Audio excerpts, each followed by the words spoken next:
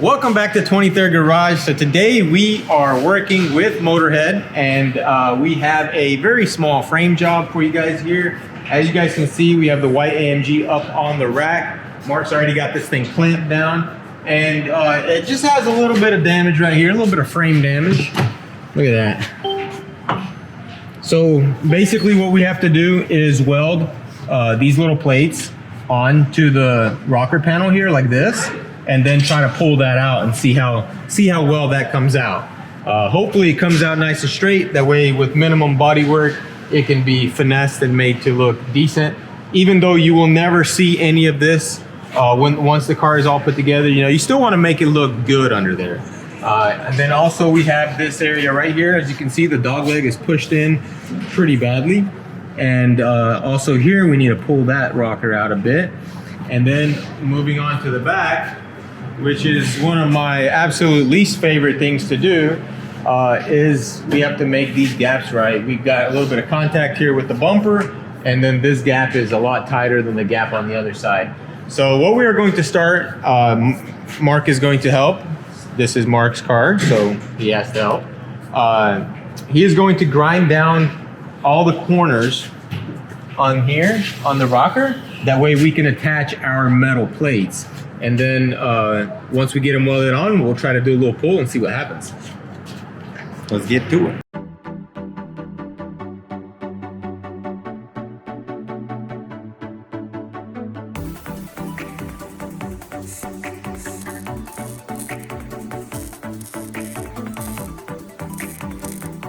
All right, so we got our plates welded on, and now we are simply going to put a slight tug on it and see how it comes out. I'll have to put a chain to that side to keep it from coming out this way, but I think it'll work out fine.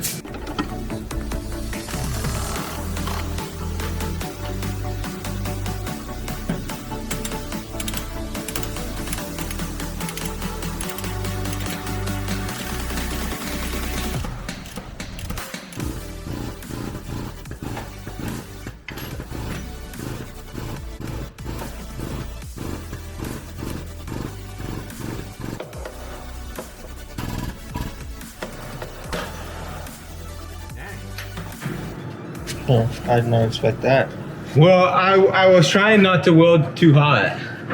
That way it would be easy to take off. But I guess I just didn't weld it enough. Guess you're going to have to weld it hotter. Yeah.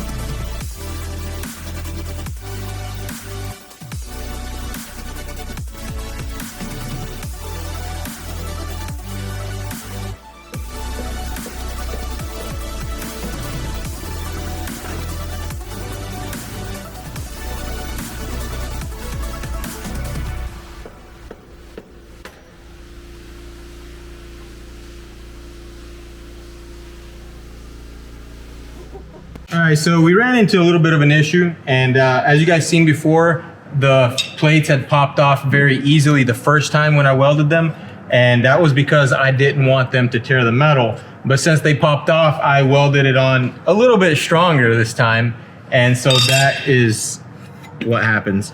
But it's not that big of a deal, obviously, because this area is already pretty jacked up and needs some extensive repairing. But yeah, that is very unfortunate. Another mistake I actually made is I should have started in the center of the damage instead of off to the side like I usually do on softer metals. This is a very strong metal, so it needs to be pulled from the middle, and that's just an oversight on my part. But I think it's going to be an easy fix. We'll just cut this piece out right here, and we'll replace this tiny little section here, and we won't have to sit here and mess with trying to straighten all that out. Yeah, I think that would be the easiest way to do it. Yeah, at this point. Versus having to bondo that whole section after we pulled it. Yeah, I mean, either way it goes, whether you replace this section or weld to it and pull on it, it's going to be basically the same amount of invasive surgery, you know? But with a new piece in there, it's going to be a lot better because it's going to be more structural and it'll be more flat and it'll be easier to body work. So yeah, we tried to get away without cutting it, but obviously that's not gonna happen because this stuff right here is actually thinner than this stuff or vice versa, and it's not going, so. Yeah, so now we're gonna have to clean off all the seam sealer and get it prepped, and then he's gonna get it cut off. Yeah.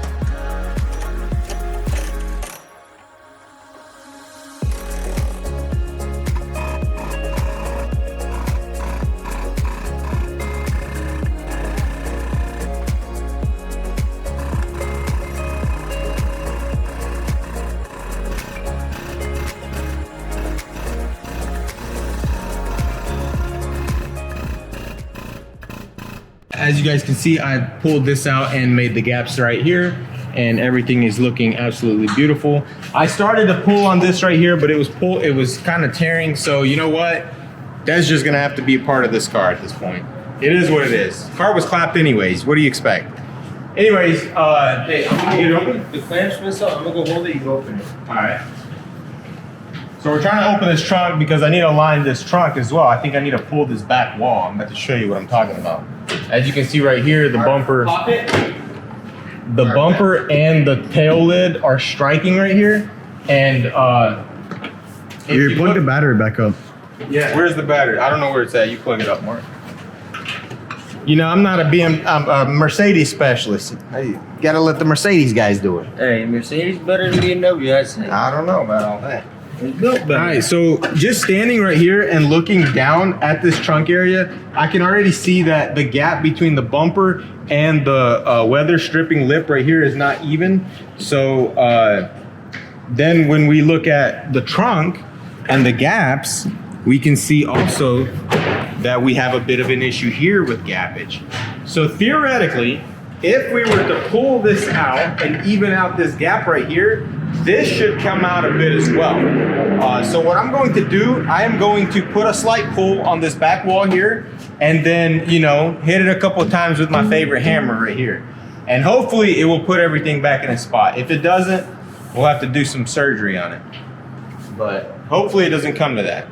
All right, so I may have did a little bit of pulling while Nate was in the booth watching his Miata get painted, or filming his Miata get painted. So he couldn't be in two places at once. So basically what I had to do in the back was I had to pull both the rear frame rails a little bit over, just a hair.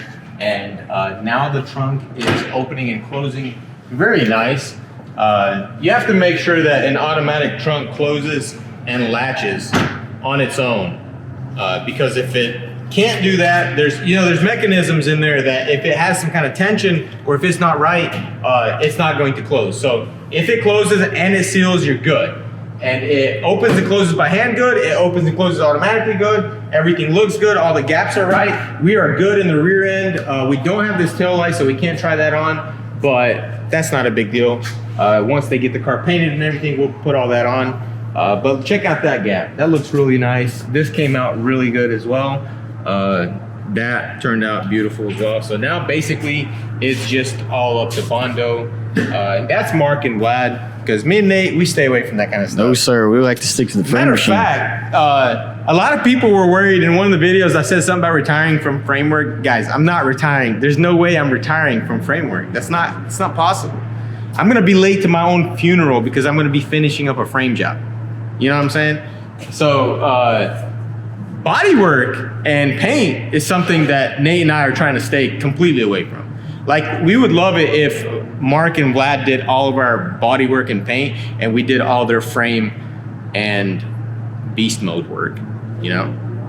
Yeah. But yeah, I'm definitely gonna strictly stick to framing because it's what we know, it's what we do. I'm kind of a butcher, I'm rough, you know, I'm gonna mess stuff up. Hey, that looks pretty good though, not gonna lie. Hey, it is what it is, man. It looks good. Look at that. Look at that. And it's solid too, you know? Look Yes, at that. sir. Yes, Look at sir. that. How much did that piece right there cost from the dealership? From the dealership? $69.99. That's how much. Would you pay like 25 cents? No, believe it or not, I paid $250 for the piece that I cut that piece off of. Oh, okay. Yeah, it's a big old 4x8 out there. But this piece right here is actually a little bit thicker than this stuff right here, so we actually strengthened the car. You know, there's gonna be a keyboard warrior that's gonna be like, oh, you made it too strong. Now the people are gonna get hurt when there's not. All right, guys, that's gonna be it for this video. Hope you guys enjoyed it. I know it wasn't that much work. I know it wasn't that much content, but I enjoyed myself. I loved helping out my family, and I love Mercedes, so you know, had a good time. Hope you guys enjoyed it. If you did, hit that like button. And if you haven't already, hit that subscribe button. It really helps us out, keeps us motivated. And if you're already subscribed, I want to say thank you for watching because you guys are the reason why we keep doing this. And you guys are the reason why we stay motivated and keep pushing this content out. So don't stop being awesome. And I will see you guys in the next video. Peace out.